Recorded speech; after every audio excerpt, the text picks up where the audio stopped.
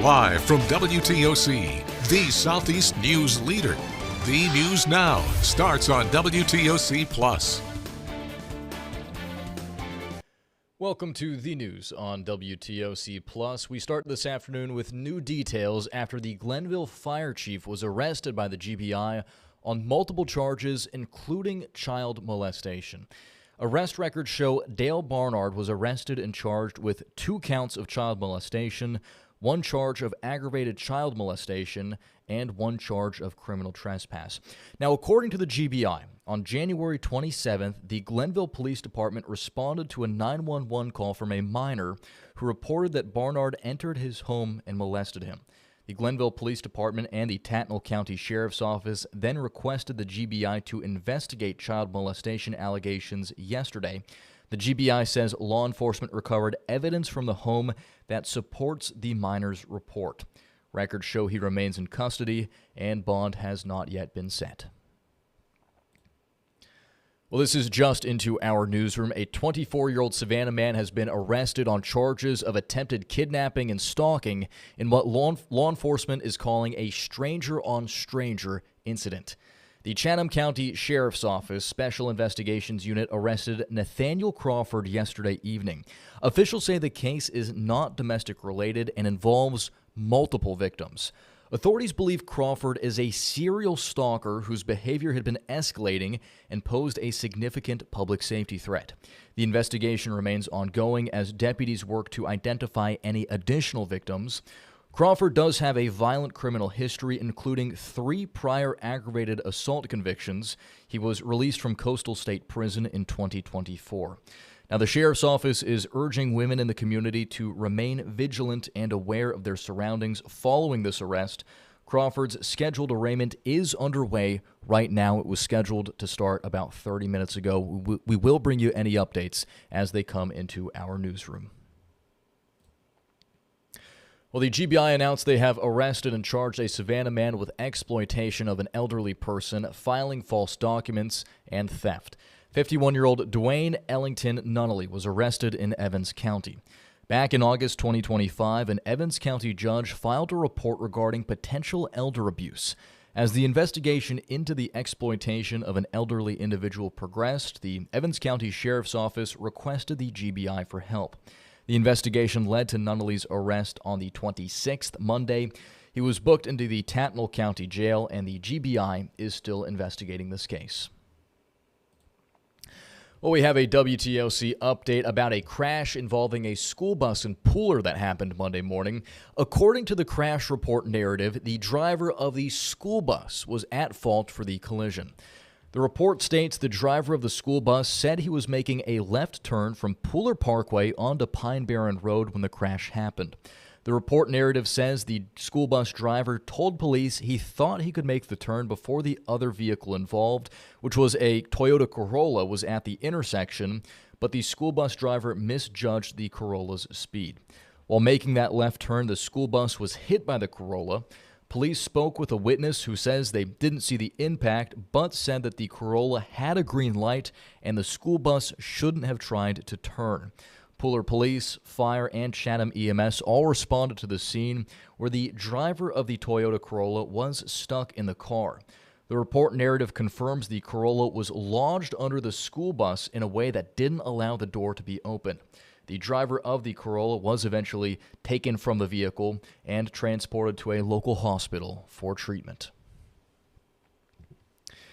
In state news, ICE protests are ramping up in metro Atlanta after another person was shot and killed by immigration officers in Minnesota over the weekend. The recently deadly encounters involving ICE are also causing a heated debate inside Georgia's state capitol.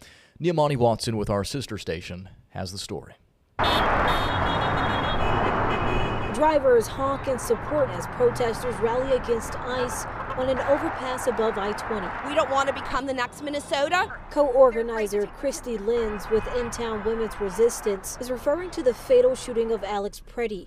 during a confrontation with ICE officers in Minneapolis last week. Just a few weeks prior, another person, Renee Good, was shot and killed by an immigration officer also in Minneapolis.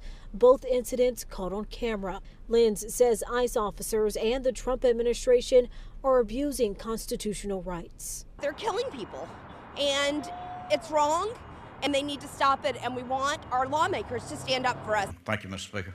Over at the Georgia State Capitol, lawmakers clash over immigration enforcement and public safety. Some Democrats have proposed legislation limiting ICE operations in certain spaces like churches and schools. They are targeting children, they're targeting families, they're targeting citizens, they're targeting everybody. Without being able to assert our rights, we simply don't have them. Meanwhile, Republicans say law enforcement officers are being unfairly portrayed. When you have people in positions like ours, in positions of leadership, that are, again, dehumanizing and demonizing a group of individuals. And when you create that type of environment, it leads to negative outcomes that are going to get people hurt. Well, the Georgia Department of Public Health says more than 370 girls are trafficked in the state each month. The average victim is a middle school girl, but officials warn that anyone can be targeted. Audrey Dickerber with our sister station shares the story of a survivor rescued during a sting in North Carolina who was trafficked across the state of Georgia. I was really raised in a really godly, great home. And, you know, five of us kids, and we were all adopted. I was really, myself personally, rebelling against my parents and the principles that I was raised with. Leading her to a place where she felt like she had no escape. Something that Child Enrichment says is something others, even children, may feel. One, it's gang-related trafficking, so kids running away from home, getting involved in gangs, and then kind of can't get out of that situation. Or family-related trafficking, which is sometimes hard for people to understand. So that would be where maybe a parent is selling their child in exchange for money or drugs. But it can also happen anywhere there are big events, taking someone from a small town to a bigger city. They don't look at us as people, they look at us as products. Joy says she was taken from Aiken to Augusta, Augusta to Atlanta, and then all over the country. The pimp told me, I own you. This is your life. And you work for me.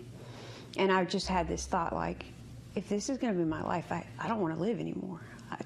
What kind of life is this? You know, I looked around the room, there were guns and drugs and violence and darkness. So I went to the bathroom and I cried out to God. And I was like, if you hear me, help me. You know, and 2 days later, actually, the FBI did a big sting in Charlotte. She was saved, but many still aren't. So people like Joy and Carrie and many others continue to fight. I know that you might not feel worthy of it like I did. For years, I didn't feel worthy that I could have a different life. But you are. Joy tells me that she is trying to be a voice for the voiceless, hoping her story could save others, just like those that saved her, describing them in herself as survivors, not victims. Well, back here on the coast, SCAD is investing $200,000 in a new security camera, into new security cameras, at Forsyth Park. A move aimed at boosting safety in one of Savannah's busiest areas of town. 10 security cameras will be installed across Forsyth Park's roughly 30 acres. It all follows that acid attack that drew national attention. The attack in December left a woman injured and sparked renewed concerns about public safety in the city. SCAD, SPD, and the city are working together to get those cameras up. Savannah's police chief says he has walked the park to map out camera placement aimed at monitoring activity and discouraging criminal behavior. City leaders say conversations about the donation were already underway before that attack. The project is being funded through SCAD's SERVE program. It's going to put eyes in areas that we don't have right now. It's going to help us to be more proactive when it comes to monitoring special events, people walking through the park. If something does occur in and around the park, for us to gather that footage or see it in real time. So it's a great opportunity. Now, city officials note this is not SCAD's first investment in downtown safety. Last year, the SCAD SERVE program contributed $1 million toward security improvements in the area. Police emphasize the cameras are meant to enhance safety, not to conduct ongoing surveillance of park visitors. We have a WTOC update for you. The historic Lucas Theater in Savannah will reopen Saturday evening after being temporarily closed due to bats found in the theater's rafters. SCAD temporarily closed the theater and the adjacent cafe after those bats were found. The university engaged a licensed wildlife management company to humanely remove the bats in compliance with state and federal wildlife protections. The theater will return with Wonders of the Wurlitzer at 7 p.m. Saturday, and SCAD's 1920s theater organ will accompany a screening of Charlie Chaplin's silent film classic, The Kid, as well. Well, this is first on WTOC Plus. Georgia's oldest private university has new leadership. Mercer University's Board of Trustees elected Dr. Penny Elkins as the university's 19th president. Now, I sat down with Dr. Elkins at Mercer's Savannah campus to talk about her priorities as president and how its coastal campus is trying to fill gaps for healthcare access in rural and underserved communities. Here's an extended look at our conversation. So, Dr. Elkins, thanks for sitting down with us this afternoon. First off, congrats on your appointment as the 19th president of Mercer University. I guess first off, just tell me a little bit about yourself, your background, and how it feels to now be in this position.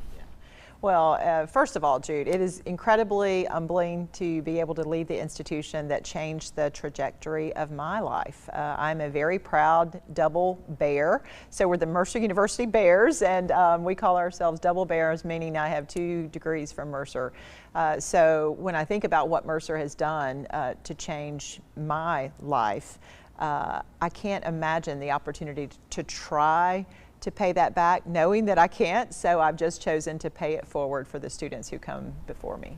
Wonderful. Yeah. And obviously Mercer main campus is in Macon. What's bringing you out to Savannah this week? So our Macon campus is our traditional historic campus. We actually have 7 campuses throughout the state of Georgia where we enroll students. So, if you look at the state, you see Mercer University locations, and that is really consistent with our mission.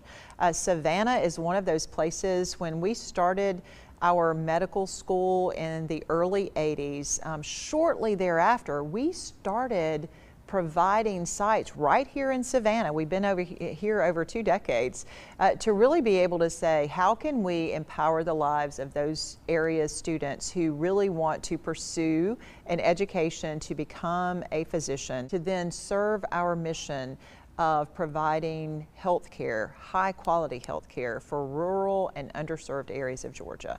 So we're proud to be here in Savannah. I love this area, and we certainly have lots of Mercer alumni and friends in this area, many of whom are practicing physicians that have come right here through the medical school at Mercer. So it sounds like in many ways the mission here in Savannah kind of expands outside of just this campus's borders then. Very much so, and that's true of the state of Georgia. So when Mercer began, we actually have 12 academic units. One of those happens to be the School of Medicine, which is where we are today on the Savannah campus.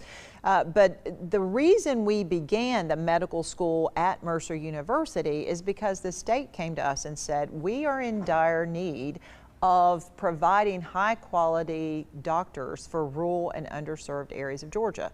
So that is our mission. We only accept Georgians into our School of Medicine at Mercer. We actually admit by zip code. So we're trying to admit those students potentially from those rural areas, understanding that they have a higher probability than of going back and serving in those areas of need. That's cool. And this campus specifically, it's been around for a while. It has, yes. So we, like I said, we started sending students down here in the early 1990s, and we established our partnership with Memorial Health and HCA in 2016. So we've been giving to this community for decades, and we're really proud of the work that we get to do here, and we're going to continue to expand that. That's really part of my presidential initiatives, if you will, as we're starting this, January 1, we're 27 days in now, and we are looking at the places where we can continue to expand our impact, and Savannah is certainly one of those areas. Wonderful. That kind of leads into my next question then. Priorities as president of Mercer University. What are you looking to do? So very clearly, and we've talked about it across the state of Georgia at all of our campus locations, the priorities are not anything that would be surprising to you. So number one, increase impact for students. We are incredibly student focused at Mercer. How can we provide better opportunities, internships, career placement, residency programs, all of those things throughout the state of Georgia? How do we increase that impact that they get to do at Mercer and certainly when they graduate from Mercer? Number two is expanding the academic enterprise. As I told you, we're the only university in the nation of our size that actually has the robust academic enterprise that we do. We have 12 colleges and schools throughout the state of Georgia, well over 150 programs throughout the state of Georgia. So, but again, all of those are very centered on that mission of how can we provide or fill needs that are unmet within our state, within our nation, within our world. So that second priority is really about that expanding the academic enterprise. And then finally, it's amplifying the Mercer story. So thank you so much for coming here today so we could continue to tell the good work that Mercer gets to do on a daily basis. Awesome. I think last question for you, for students who maybe come here and get an experience, whether it's on the Savannah campus or maybe a local student going over to Macon for the main campus. What do you hope they get out of, what do you hope they get during their time at Mercer? Wow, thank you for asking that. We expect that the Mercerians who come to us, they will get an incredibly intensive academic preparation. We want them to be challenged. We want them to be challenged to think beyond what they can currently do.